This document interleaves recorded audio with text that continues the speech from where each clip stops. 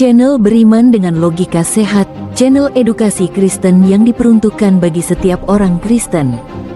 Salam saudara, puji nama Tuhan, kembali kita berjumpa dalam tayangan edukasi Kristen, tayangan yang diperkhususkan bagi kaum Kristiani. Saudaraku, dalam tayangan kali ini saya akan membagikan sebuah kebenaran tentang 7 cawan yang terdapat dalam kitab Wahyu. 7 cawan murka Allah adalah puncak dari penghakiman terakhir, hukuman paling berat yang pernah ditimpakan pada dunia ini. Namun penting untuk diingat, hukuman ini tidak ditujukan kepada orang percaya, melainkan kepada mereka yang secara sadar dan sengaja menolak Allah, memilih jalan kegelapan.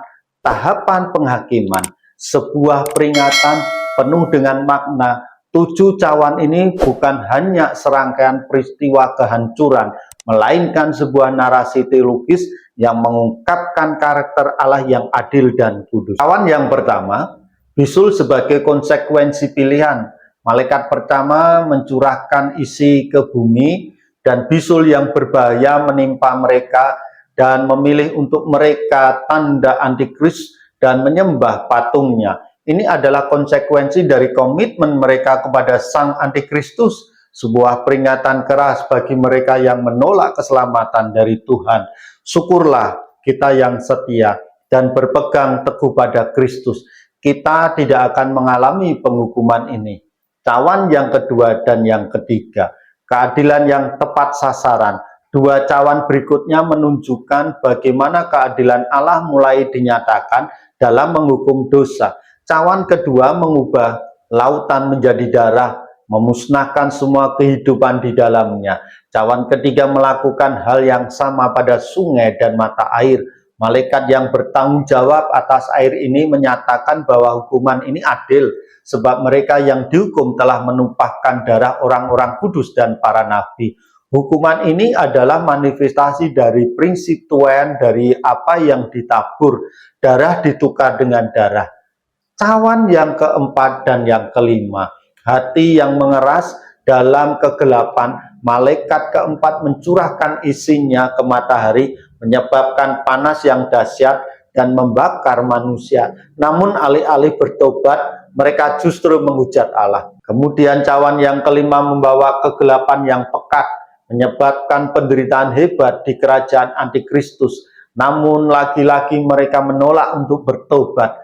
Peristiwa ini menjadi pengingat yang kuat tentang betapa kerasnya hati manusia yang telah sepenuhnya menolak kasih karunia Allah. Cawan ke-6 dan ke-7, kemenangan final di Harmagedon. Cawan ke-6 mengeringkan sungai Efrat untuk mempersiapkan jalan bagi raja-raja di timur untuk berkumpul. Mereka dikumpulkan oleh iblis untuk berperang di tempat yang disebut Harmagedon, sebuah pertempuran yang akan menegaskan kemenangan Allah. Cawan ke-7 dikosongkan ke angkasa, memicu kilat, gempa bumi dahsyat dan hujan es raksasa. Pada momen ini suara dari surga menyatakan sudah terlaksana, menandai akhir dari penghakiman dan awal dari kemenangan Kristus. Bahkan setelah semua penghukuman ini, mereka yang dihukum tetap tidak bertobat dan menghujat Allah. Ini bagian dari rencana ilahi untuk membalaskan darah orang-orang kudus dan para nabi. Berita tentang 7 cawan murka Allah adalah sebuah berita tentang pengharapan di balik penghakiman. Meskipun dunia akan meratapi kehancuran, surga akan bersuka cita pada akhirnya. Yesus Kristus akan kembali dalam kemuliaannya, mengalahkan Antikristus di Harmagedon dan mendirikan kerajaannya di bumi. Mari kita berpegang teguh pada janji ini. Iman kita pada keadilan Allah pasti ditegakkan. Kemenangan sejati adalah milik Kristus. Tetaplah setia, karena di tangannya lah ada jaminan kemenangan dan kehidupan kekal.